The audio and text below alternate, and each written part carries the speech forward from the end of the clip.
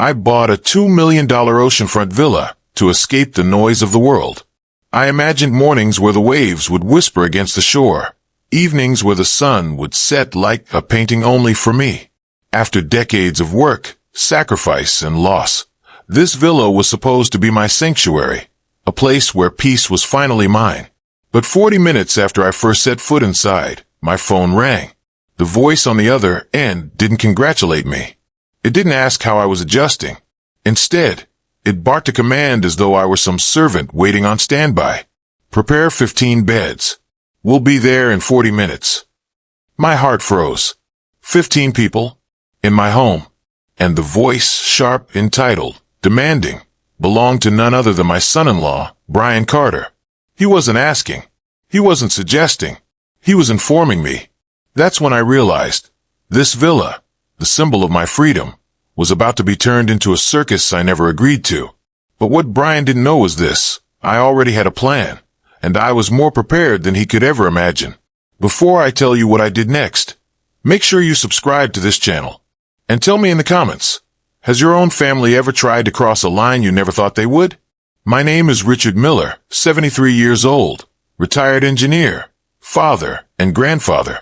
For most of my life, I believed in helping family at all costs. That belief had cost me more than just money. It had cost me years of peace, and even part of my soul.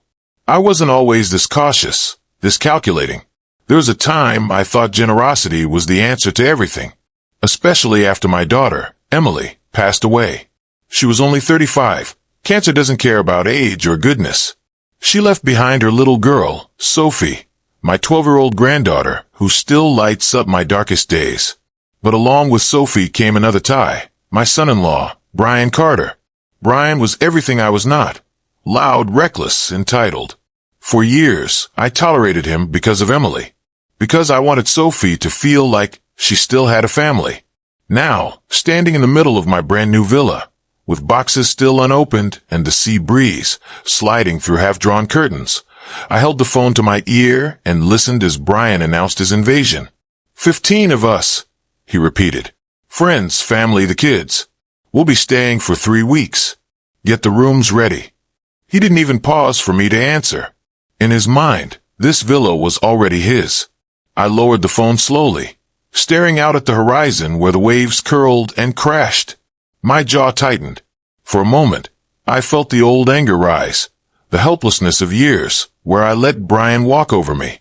I remembered every dollar I had given, every sacrifice I had made, the house deposit, the car loan, the vacations he demanded for the kids, the medical bills he never paid back.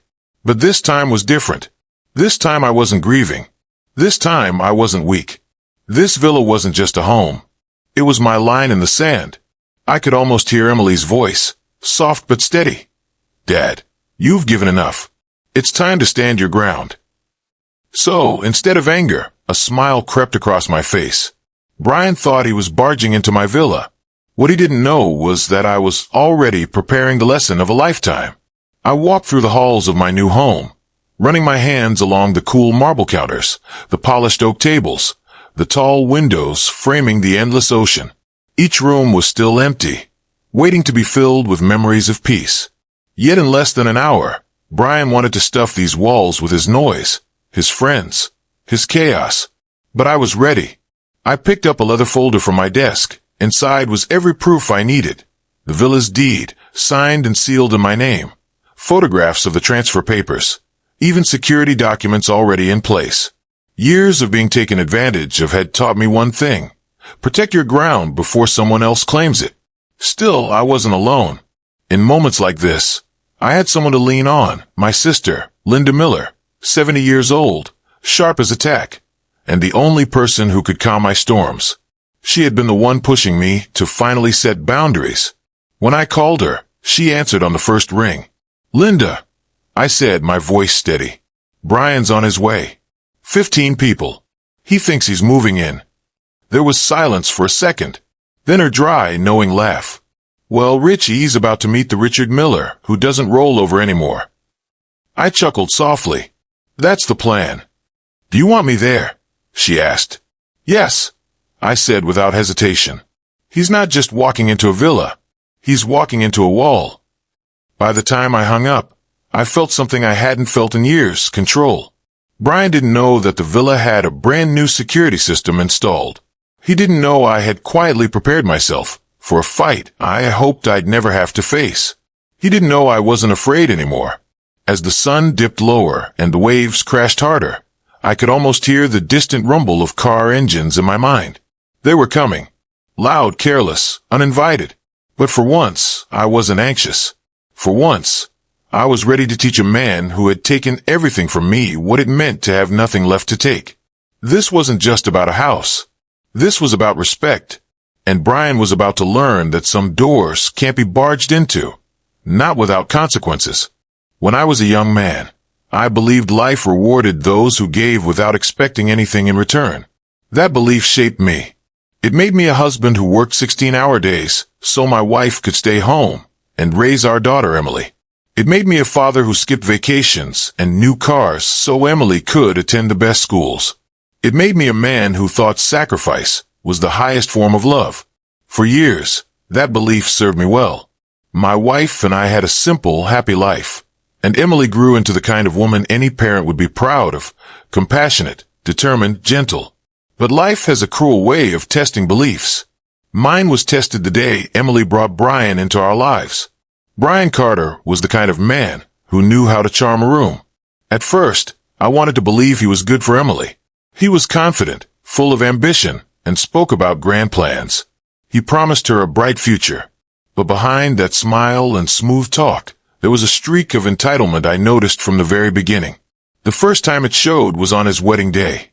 Emily and Brian wanted a grand ceremony. Nothing wrong with that. But when the bills came, it was my checkbook that saved the day.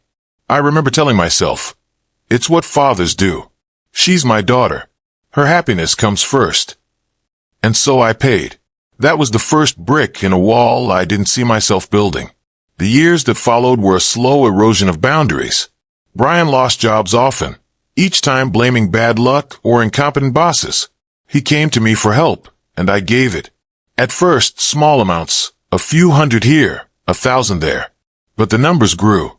A down payment on a house, a loan for a new car, vacations for Sophie's sake. Each time, I told myself I was helping Emily. Each time, I convinced myself it was temporary. But temporary became permanent. Giving became expected. There were moments I tried to push back. I remember once, after I had given Brian $20,000 to invest in a business idea, I asked him to show me a business plan. His answer? Don't worry about it, Richard. You wouldn't understand. Just trust me. And I did. Not because I believed him, but because Emily's eyes were pleading with me not to argue. I chose peace over confrontation. But peace built on silence never lasts. The cruelest part was that Brian never treated the money like help. To him, it was entitlement, as though I owed him for marrying my daughter. He strutted with the confidence of a man who thought wealth would always be handed to him. Once, at a family barbecue, he clapped me on the back, beer in hand, and laughed. You're like my personal ATM, Richard. I don't know what I'd do without you. He said it as a joke, but my stomach turned. Nobody laughed louder than him. That night, I lay awake replaying his words. ATM. That's what I had become. Not a father-in-law, not a respected elder. Just a machine that spit out cash whenever he pressed the right buttons. And the worst part? He wasn't wrong. When Emily got sick, everything changed. The diagnosis came like a hammer blow. Stage 4. Aggressive. The doctor spoke in timelines, not solutions. My wife and I emptied our savings for treatments, for hospital bills, for anything that might give us more time with her. During those months, I saw the best and the worst of Brian. He was attentive in public, holding Emily's hand, playing the role of the devoted husband. But behind closed doors, he still found ways to bring up money. Richard, he whispered once in the hospital corridor, once this is all over, I'll need help covering the mortgage. You understand, right? I wanted to hit him. My daughter was lying in a bed, fighting for her life, and he was thinking about his mortgage. But I swallowed my anger, because all I cared about was Emily. When she passed, a part of me died with her. But Brian, he didn't grieve the same way. Within weeks, he was back to asking, back to needing, back to pressing the buttons on his human ATM. Now it wasn't for Emily anymore. Now it was for Sophie. And how could I say no to Sophie? She was 12, confused, heartbroken, clinging to whatever pieces of family she had left. If Brian told me she needed a new computer for school, I bought it. If he said she needed a vacation to distract her from grief, I paid for it. But deep down I knew.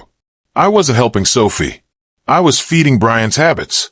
Over time, something inside me hardened. Each check I wrote felt heavier than the last. Each time Brian smiled and pocketed my sacrifice, I felt less like a man and more like a ghost watching his own resources vanish. There was a night, not long before I bought the villa, when Sophie called me crying. She had overheard Brian on the phone with his friends. He had said, "Don't worry, guys. My father-in-law's loaded. He'll take care of it. He always does." That broke me. Not because of what Brian said. I already knew how he saw me. But because Sophie heard it. Because my granddaughter was old enough to understand her father didn't respect me. Didn't even care for the sacrifices I made. That night, I made myself a promise. No more. If Emily were alive, she would want me to protect Sophie, yes. But she would also want me to protect myself. To live the years I had left with dignity, not as a doormat. And that promise led me to the villa. The villa wasn't just a retirement dream. It wasn't just a place to enjoy the ocean and the quiet. It was a symbol, a fresh start, a line that Brian was never supposed to cross. But as I stood in that living room with Brian's voice still echoing in my ear, "Prepare 15 beds," I realized he thought nothing had changed. He thought I was still the same Richard Miller, the man who always said yes. He was wrong. That's why, when I hung up the phone and looked out at the waves, I didn't feel fear. I felt resolve. This wasn't just another request. This wasn't another bill to pay. This was my moment to take back everything I had given. And Brian was about to discover that the years of taking were over. The sound reached me before the cars did. A low rumble that grew louder, rattling the stillness of the coastline. I stood by the tall glass window of the villa's living room, staring out toward the winding road that led up from the main highway. One by one, headlights pierced through the twilight. 4 SUVs, packed to the brim. Engines growling, music blaring, laughter spilling out even before the doors opened. I closed my eyes for a moment, inhaling deeply. The villa had been so quiet all day. The soft rush of waves, the occasional cry of gulls overhead. It was the peace I had craved for years. And now, it was about to be trampled. I walked to the front door and pressed the button on the intercom that connected to the gates below. The camera feed flickered on. And there he was, Brian Carter, my son-in-law, stepping out of the lead SUV with the swagger of a man arriving at a resort he believed belonged to him. His friends piled out behind him, loud and careless, hauling coolers, bags, even a portable speaker blasting music. Someone already had a beer can cracked open. Brian tilted his head toward the camera, smirking. "Open up, Richard," he called, as though he were shouting to a valet. "We're here." For a moment, I said nothing. I just stared at the screen, at the man who had drained me for years, who had treated me like an endless resource, who now stood at my gate demanding entry like a conqueror. I let the silence stretch until his smirk began to fade. Finally, I pressed the button. My voice came out calm even. "Brian," I said, "this isn't a hotel, and you weren't invited." The laughter around him died down. Some of his friends exchanged looks, confused. Brian, however, only chuckled, shaking his head as though I were telling a joke. "Come on, Richard," he said, leaning closer to the camera. "Don't start this. Emily would have wanted us all together. You've got a massive place up there, and we're family. Family doesn't need an invitation." His use of Emily's name hit me like a knife. He always wielded her memory like a weapon, twisting it to his advantage. I took a slow breath. Emily wanted respect. She wanted peace for Sophie. Neither of those things come from you barging in with 15 people. Behind him, someone groaned. "Dude, is he seriously not letting us in?" Brian waved a dismissive hand. "Relax, guys. He's just bluffing." Then he turned back to the camera, his smirk returning. "Richard, open the gate, or I'll just have someone climb it." Either way, we're coming in. Inside, my pulse quickened, not with fear, but with anticipation. For years, I had let this man dictate the terms. For years, I had bent, yielded, surrendered. But not anymore. I pressed another button. The gates, tall and steel-forged, locked with a heavy clunk. The sound carried even to where Brian stood. His smirk faltered again. "Brian," I said softly, "try climbing it. You'll find the barbed steel at the top less forgiving than my patience." His friends laughed nervously, unsure whether I was serious. I didn't smile. I meant every word. I turned from the screen and walked back inside. My sister, Linda, sat calmly on the couch, sipping her tea, as though none of this surprised her. "They're here," I told her. She raised an eyebrow. I gathered. "What do you think?" I asked. She set her cup down, her sharp eyes gleaming. "I think it's time Brian learns this isn't his playground. Are you ready?" I nodded, more ready than I'd ever been. Outside, Brian tried again. "Richard, stop playing games. We're tired. The kids are hungry, and it's a long drive back. Just let us in already." I pressed the intercom again. "There's a hotel 5 miles down the road. Plenty of rooms. Take your friends there." His jaw tightened. "I'm your son-in-law. This villa is Sophie's inheritance one day. What kind of grandfather denies his granddaughter's father a place to stay?" My blood boiled, but I kept my voice steady. The kind of grandfather who protects his granddaughter from people who confuse greed with family. The standoff grew heavier. His friends shifted, whispering among themselves. A few looked embarrassed, realizing they had walked into something far more complicated than a free vacation. Then Sophie appeared. She climbed out of the backseat of the SUV, her small frame dwarfed by the chaos around her. Her eyes searched the camera until she found it. "Grandpa," she called softly. My heart clenched. I moved closer to the screen, lowering my voice. "I'm here, Sophie." Her lip trembled. "Why can't we come in?" I hesitated. Because how do you explain to a 12-year-old that her father has been leeching off her grandfather for years? That he's using her as a shield to cover his selfishness? I chose my words carefully. "Sweetheart, you're always welcome here. Always. But your father brought people who don't belong in this house. This isn't about you. It's about respect." Her eyes glistened, but she nodded slowly, as though she understood more than her father ever did. Brian, furious, pulled her away from the gate. "Enough of this," he shouted. "Richard, open the damn gate, or I swear." I cut him off. "Or you'll what, Brian? Take from me again? Humiliate me in front of strangers? Not this time. This villa isn't yours. It's mine. And you don't get to walk through these gates just because you think you deserve to." Silence. Heavy, uncomfortable silence. His friends shuffled, some muttering about leaving, others quietly putting their bags back in the SUVs. Brian's face turned red. He wasn't used to resistance. He wasn't used to being told no, especially not by me. Finally, he spat out, "You'll regret this, old man." I leaned close to the mic. "I've regretted far too much already, Brian. But tonight won't be one of those times." And with that, I shut off the intercom. Inside the villa, Linda clapped her hands together once. "Well," she said with a satisfied smile, "that was long overdue." I exhaled slowly, tension draining from my shoulders. The sound of car doors slamming and engines starting filled the night air outside. For the first time in years, I felt like I had drawn a line that could not be crossed. The villa stood firm. The gates stayed closed. And Brian Carter had finally learned barging into my life was no longer an option. The roar of engines faded into the distance, swallowed by the rhythm of crashing waves. For the first time since the phone call, the villa was silent again. Yet the silence wasn't peaceful. It was heavy, charged, like the air before a storm. I stood by the window, watching the dust settle on the long driveway. Brian's taunt still echoed in my ears. "You'll regret this, old man." Linda crossed the room, her footsteps echoing against the marble floor. She set her hand gently on my shoulder.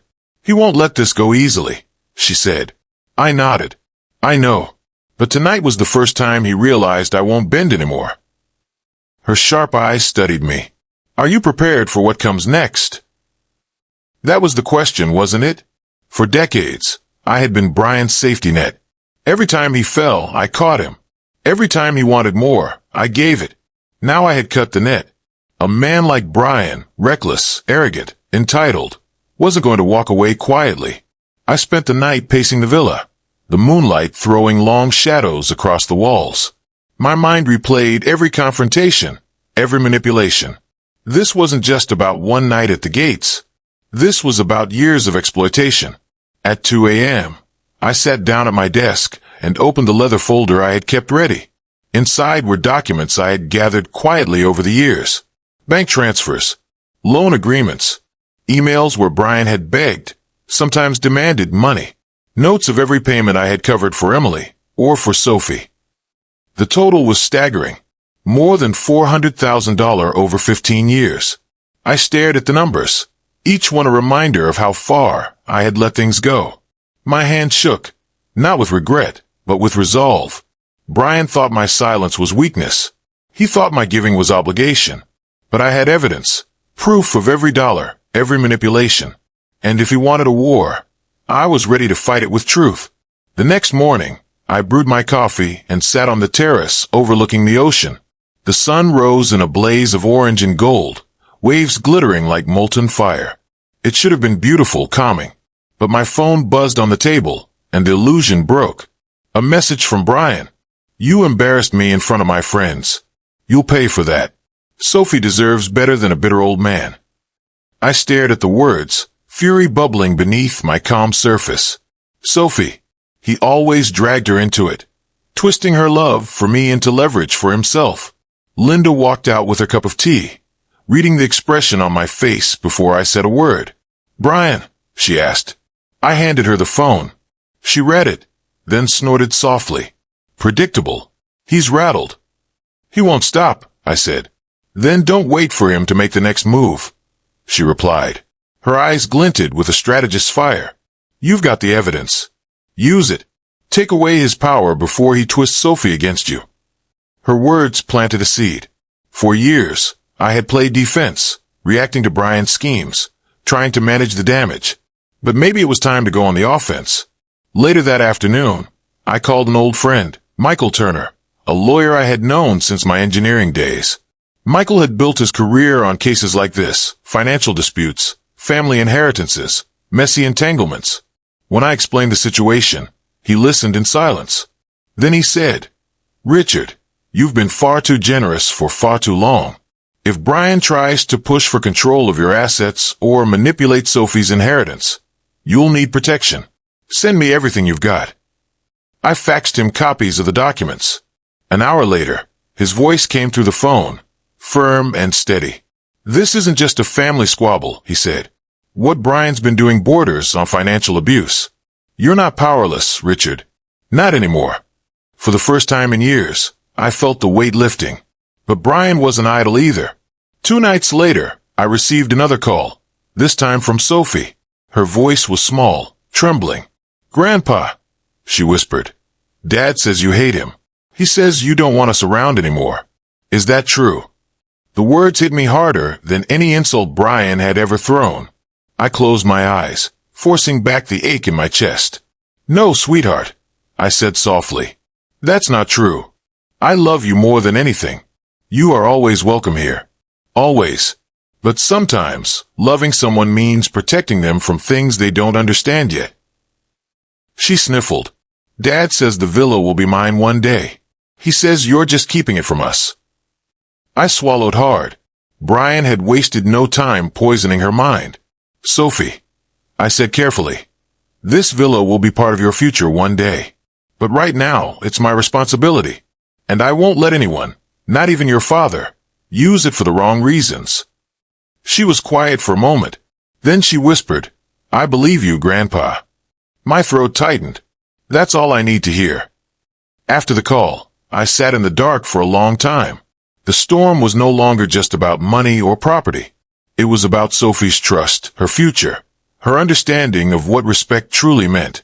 Brian could smear my name, twist my actions, manipulate everyone around him, but I couldn't let him succeed with Sophie. That was the battle worth fighting. The following weekend, I took the first real step. Linda and I visited the local courthouse with Michael. We drafted amendments to my will, tightening the terms of inheritance. Sophie would still receive her share, protected in a trust that Brian could never touch. The villa, my accounts, my savings, all secured with legal safeguards that cut Brian out completely. When the documents were signed, Michael placed his hand on my shoulder. He can scream, he can threaten, but he can't take what isn't his. Now, Richard, you're holding the cards. I walked out of that courthouse taller than I had in years. But deep down, I knew Brian wouldn't back down quietly. Men like him never did. He would push harder, maybe even try to humiliate me publicly, to reclaim the power I had taken from him. As Linda and I drove back to the villa, the clouds thickened overhead, dark and heavy.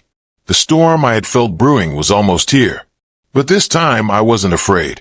Because for once, I wasn't just defending myself. I was fighting for Sophie, for Emily's memory, for the years I had left. And when the storm came, Brian Carter was going to learn that respect isn't taken, it's earned. The storm didn't just arrive. It tore through the coast like it owned the night. Rain lashed against the villa's tall windows, wind howled through the trees, and thunder cracked so loud it rattled the walls. But the real storm wasn't outside. It was brewing at my gate. At 9 p.m., headlights pierced through the sheets of rain. SUVs again. This time fewer, but louder. Doors slammed, voices shouted, and through the downpour came the familiar figure of Brian Carter, soaked, furious, and determined. The intercom buzzed.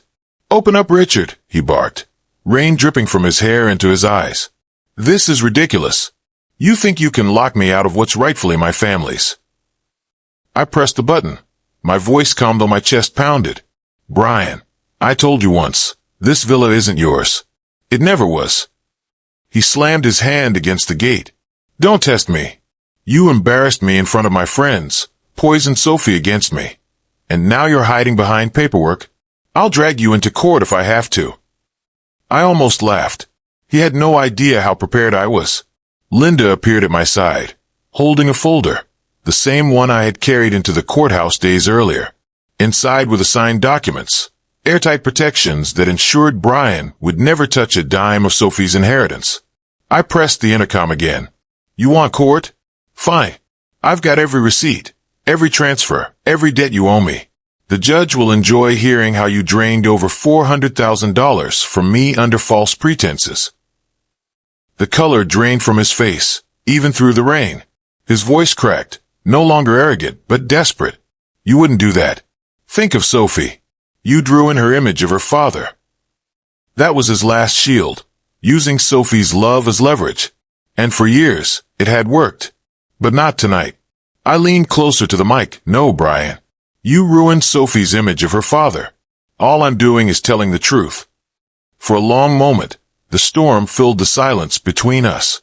Wind howled, rain hammered, thunder rolled.